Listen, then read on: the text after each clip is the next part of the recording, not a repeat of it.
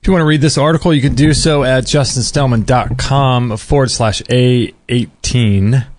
The dangers of taking shortcuts in life. Lately, I've been observing the actions of others. I do this a lot. Primarily, this is how I learn. I analyze how people are living and ask myself, do I want what they have or do I want something different? I look at what's working for other people and what isn't.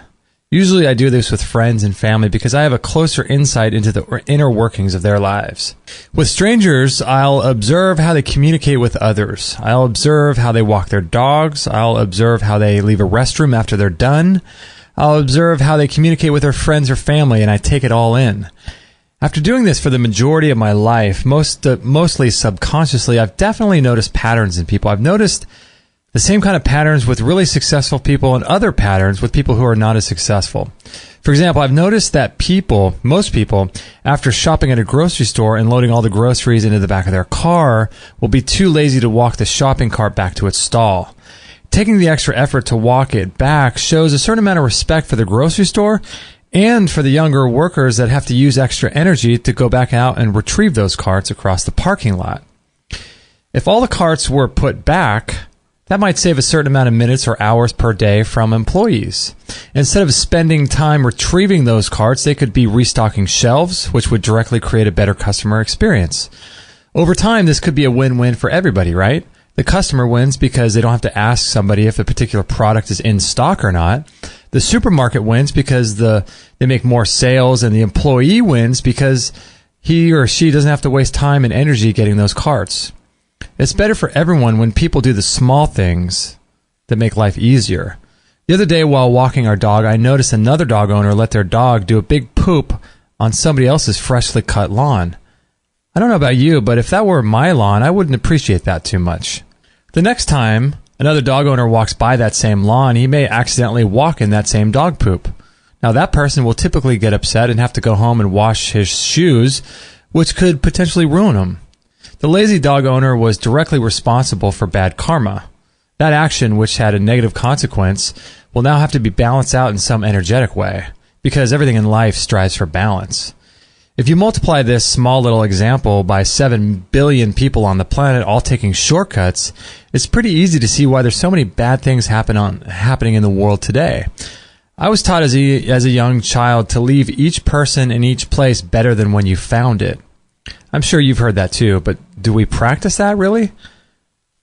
I've been trying my hardest to do that with people. When I meet someone, no matter where they are emotionally, I'll do my best to bring them up in some unique way. For the past few months, I've really been putting this to the test. I've been doing my best to leave each situation better and more put together after having spent some time there. So here's an example. The other day in our office, the shared bathroom had toilet paper all over the floor and the toilet seat had pee on it. I decided to clean it all up. Nobody was watching. Nobody would have cared. There's no prize to be won for taking a little bit of extra time to make the environment a little bit better. Other than writing it here, I haven't really told anybody else about it at all because it's really not that big of a deal. But that's kind of the point. How we do the small things is a reflection of how we do the big things. How we interact with small situations, be they people, circumstances, or places, will directly impact our lives here on planet Earth. I'm not trying to toot my own horn here, but imagine if everybody participated in the small acts. Imagine the world we live in. How long did it take me to clean up that bathroom? Maybe a couple minutes? The next person that walks in that bathroom will notice it being nice and clean, right? When they notice how clean it is, they will not want to leave it dirty, or at least the chances are a lot lower that they will. When we realize we're in a clean environment, we tend to want to keep it that way. Subconsciously, our mind wants to keep the status quo. If the status quo is a dirty bathroom, then why should I try harder to make it cleaner? It's easy to make something dirty, but it takes a little effort to make an environment clean. I can't imagine thinking about how amazing our world would be if all 7 billion people made a little extra effort to make their world better, in whatever capacity they could. I used to be a person that cut corners. I would always look for loopholes and justify my actions. I was the master at this for most of my life. There's always a good excuse for just about anything. There wasn't a mindset. This actually was a mindset that was conducive to somebody who, or it wasn't a mindset that was conducive to somebody who wanted to be successful. And when things wouldn't pan out for me, I just blamed the system or other people because nothing was really my fault. I would always blame others for the bad things that would happen in my life. But then I decided years ago to take complete and total responsibility for all of my actions. I would vow to no longer blame other people for things that happened in my life. That was one of the most empowering positions to be in. To take full responsibility for everything in my entire life had a profound impact on me. It's easy to blame others because we don't have to use our own creative capacity to figure out where things went wrong. When we don't have to figure out the solutions and we don't have to figure out the solutions to prevent them from happening again. See, blaming others is easy. When I used to blame others, I'd feel a little boost to my ego. I'd feel a little more powerful and then continue on my self-destructive ways without any real awareness of preventing them from happening again. Blaming other people for your actions can actually become addicting. It requires very little effort and allows you to continue acting in ways that are self-sabotaging. So why do we cut corners? We cut corners in our lives simply because it's easy. It's easy to complete something 90% and just let the 10% slide, especially if nobody's watching. I remember when I was a kid, instead of putting items away that were in my room, I just throw them under the bed or in the closet. If I walked in the house and I had my backpack on from school, I just throw it on the ground. I wasn't raised like that, but it just became easy once I started acting that way. Why take the extra effort in putting what you use away when you live alone? Why make your bed each morning if no one's ever going to see it? Why do the dishes before bed when you're dead tired instead of leaving them until the morning? Well, here's why. All of life is a dress rehearsal. We're all being watched. All of our actions are being weighed. I believe that God or the universe, call it what you will, gives us little tests all throughout our lives to determine who's ready to accept more responsibility. Why do you think we worship people who are very successful? We worship them because they are maniacal about their routines. They live, eat, and breathe their craft. They are our heroes.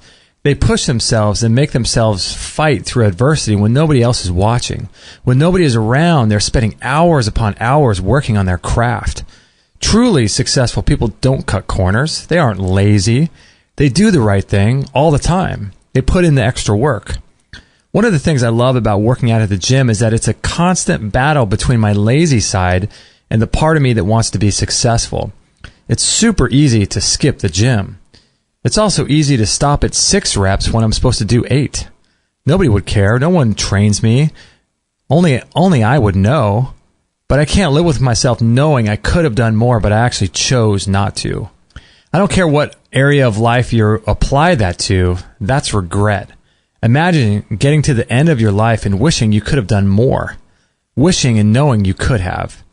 You'd be lying there wondering what made you not put in that extra effort. You probably wonder why you didn't do what you knew you should have and could have done. At the end of your life, you can't get your time back. If you're reading this now or listening to this now, I'm assuming you have a lot of time left before you die, and now you have this awareness. When I'm working out, I know I'm capable of doing 3 or 4 more reps, and I'm wiped out. And I wimp out. I'm disgusted with myself. I know I could have done more. I should have done more. So why did I give up and stop? Why was I mentally weak? Is the pain and the burning too much? Do I have too much lactic acid building up in my muscles? The great fighter Muhammad Ali said that he only started counting his reps after they began hurting and he could feel the burn. It was at that point that the reps actually mattered. Our lives are simply the summation of all the little things that we do every day. I don't want to live each day knowing I could have done more. When I say I'm going to do something, I do my best to do it. When my wife Kate used to cut hair sometimes, her clients, who also became friends with her, which got really ugly sometimes, would forget to bring their checkbook or even any cash. So when the haircut was over, they'd simply apologize and tell her they would drop it off later that day. And most of the time, that never even happened. Now, could you imagine going to a grocery store and taking some merchandise and walk out of the door without paying? When they stop you, you just say that you forgot your money, but you'll pay them back later. That would never happen. How we do the small things is how we do the big things. There's a really good story that illustrates this point in the Bible. It's a parable Jesus told about the talents, or AKA money. He gave a certain amount of money to 3 people. One person spent it all, another person buried it under the ground, and the third person invested it and actually made a profit. Jesus said that even if we bury it, what we have should be taken and given to the person who made a profit. The story points out that if you're faithful in the small things, then you'll be rewarded with more responsibility and bigger things. Every time an opportunity comes up to go out of my way to make an improvement in a situation or a person, I take it on as a challenge. I see that I'm being tested. Will I be faithful? Will I rise up to this particular challenge? Am I the one that I've been waiting for? When you stop cutting corners, you send a message to your subconscious mind that not only are you not lazy, but you're worth it as well. You know that nobody else would take the extra time to go back and pick up somebody else's trash. When you do that, you're investing in yourself. You're telling yourself that you matter. You begin to gain some self-respect. When you respect yourself, you require more of yourself. You require more of yourself because you know you're good for it. You no longer doubt whether or not you can handle it. You know you can handle it because you know what you're made of. Life is work. And there's confidence. There's a confidence in knowing you put in the most effort possible. Going the extra mile to help someone who needs help when you don't have the time makes a difference. Suddenly you feel good about yourself. That energy and respect for yourself starts to rub off on others. I can say this from a personal experience. When I do more things to help other people and do everything with 100% of my energy without cutting corners, my life is just better. I feel better. I have more energy. I'm more positive. My outlook on life is more clear and I'm more motivated. As a result of taking actions on these things, more good things happen to me. But when I get lazy and start taking shortcuts and cut corners on all the things I'm supposed to do each day, I lose self-respect. I don't feel as good about myself. Something's just off. Something's missing. I might get a little depressed and wonder why things aren't going that well. It becomes a downward spiral, and if I'm not living with some kind of conscious awareness, I just have no idea why things are bad.